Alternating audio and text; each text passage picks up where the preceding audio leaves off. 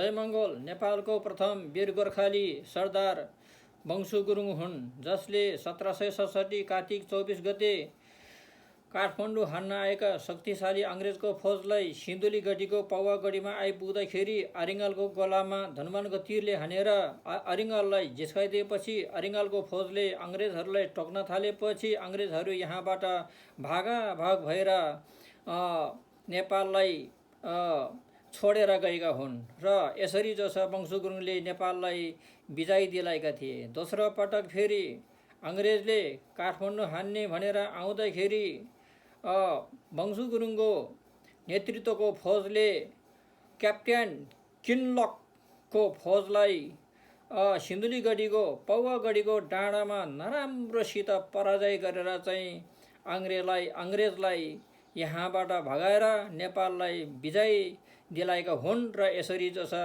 एसियामै सबैभन्दा पहिले विजय हासिल गर्ने सरदार वंशु गुरुङ हुन्। तर इतिहासमा उहाँको नाम नहुनु यो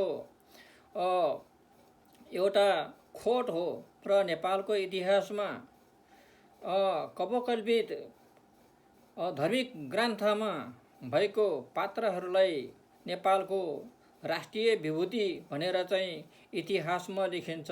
तर आफ्नो देशलाई बचाउने मर्यादा पुरुषहरूको नाम इतिहासको पानामा नहुनु भनेको चाहिँ यो हामी माथिको र हाम्रो मर्यादालाई मार्ने काम हो। त्यस कारणले गर्दाखेरि अब हामीले यस्ता मर्यादा पुरुषहरूको खोजी गर्नुपर्छ र इतिहासलाई पल्टाएर हेर्नुपर्छ र नेपालको इतिहासमा जसले यसरी चाहिँ खुन पसिना बगाएर अनि आफ्नो देशलाई बचाउँछ, यस हिसाबले कार्तिक 24 गते नेपालको विजय दिवस हुनुपर्ने हो। तर इतिहासमा उहाँको नाम नै नरहेपछि